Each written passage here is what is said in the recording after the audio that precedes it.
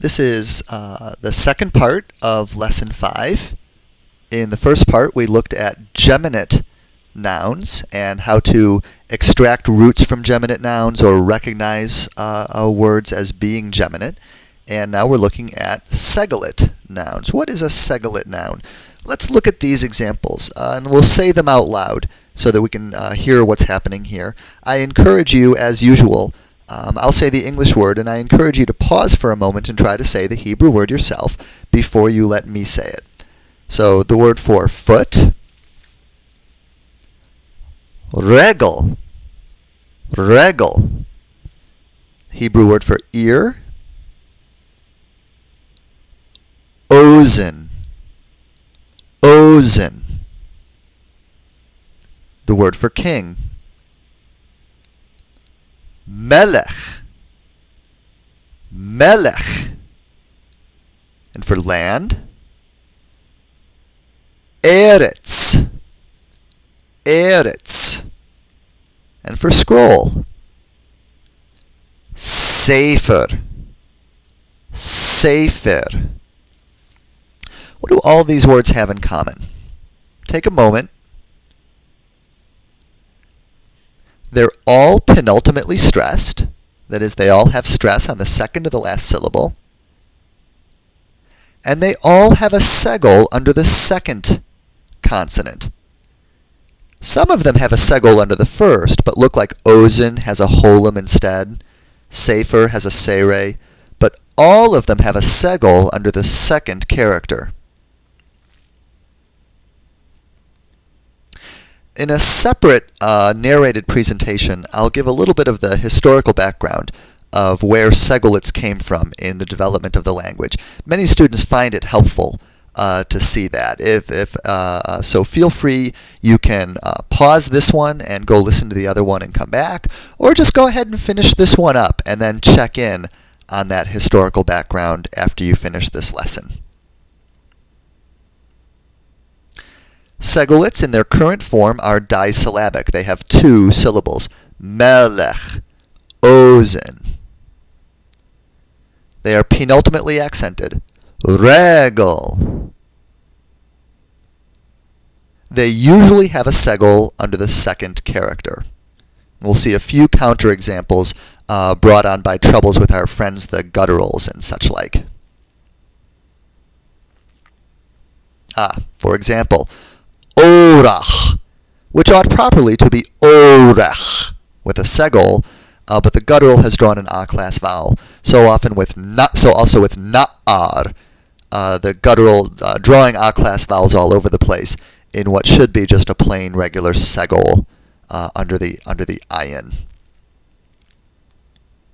But the penultimate stress is still there.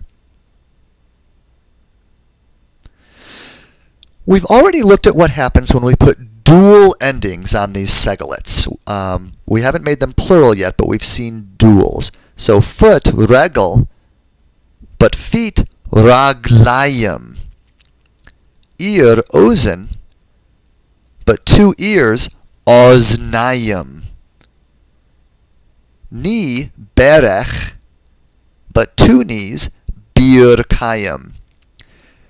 If you look, you'll see here that we have classes of segolates that correspond to the three vowel classes, a, e, and u, just as we did with the geminates in the first part of this lesson. So raglayim, we can see that regel is an a class noun. In oznayim, with its comments hatuf, we can see that ozen is an u class noun. And in birkayim, we can see that ni, berek, is an E class. E for hirek, right? The E class noun.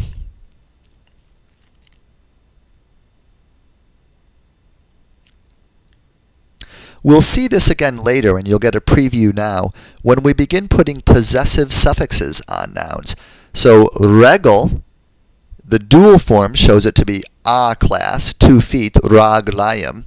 And when we put a suffix on it to say my foot, it will be ragli, showing that this is an A-class noun. Similarly, berech, we've already been exposed to the dual form, birkayim, showing that it's an E-class noun. And when we add a suffix to it in the future, in a future lesson, and to say my knee, that will be birkai. So also with ozen, and its dual form oznayim, kamatz chatuf, in a later lesson we will learn to say my ear ozni. A-class, E-class, and U-class segolate nouns.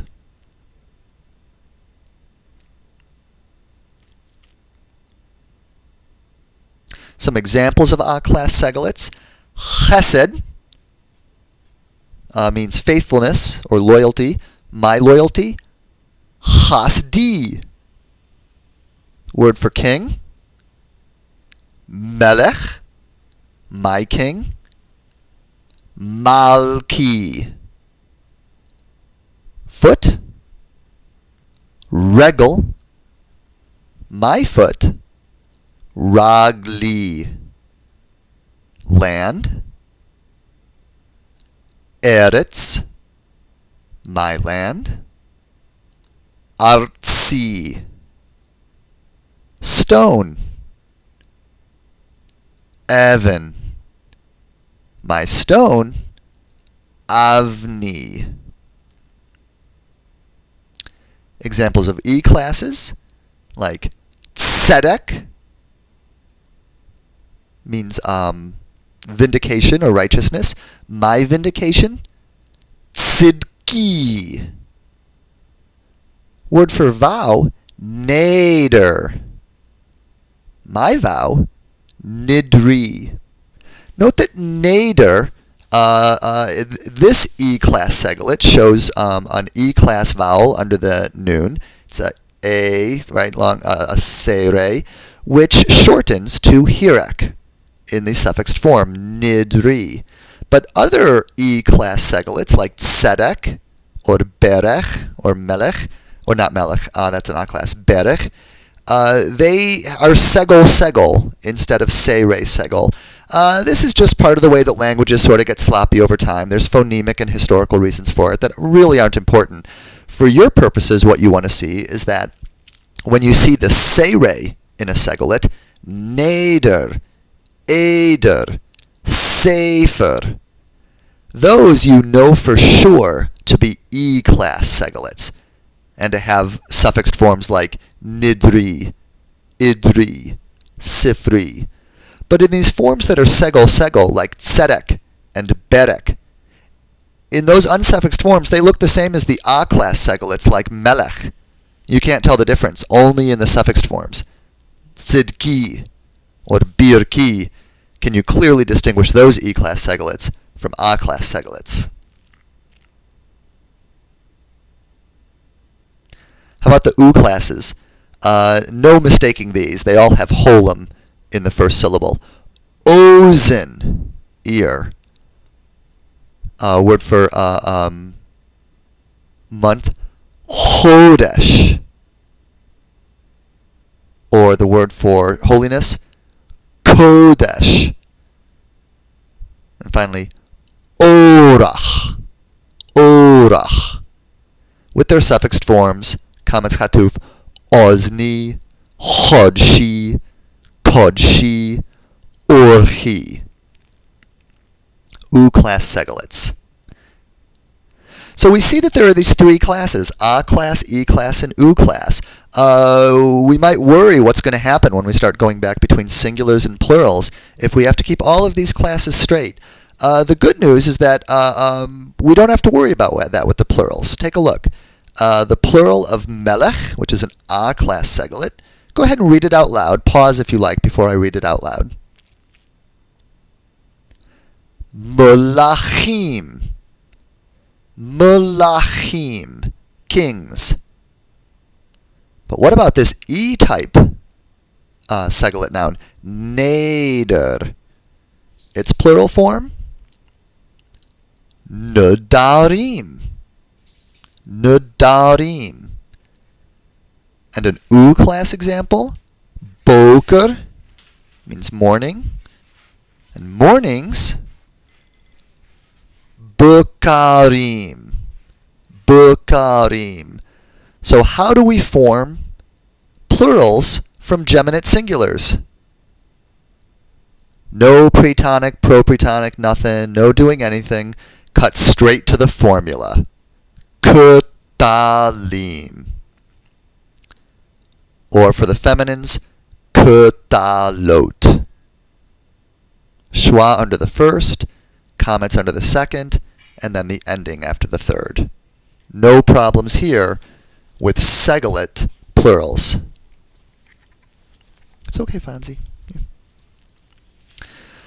Of course, gutturals can't be just like everyone else, so we'll look at eretz. We expect the plural to be eratzim. And so it is, with schwa under the first, comments under the second, and then the ending. But because it's a guttural, the aleph is a guttural, that schwa will be composite. No problem here.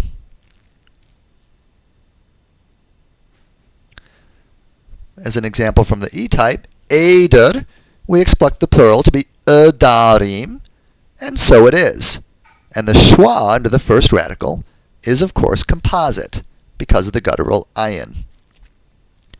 Chodesh, same good old pattern, schwa, comments, ending, chodashim, and the schwa is composite because of the guttural. No problems here.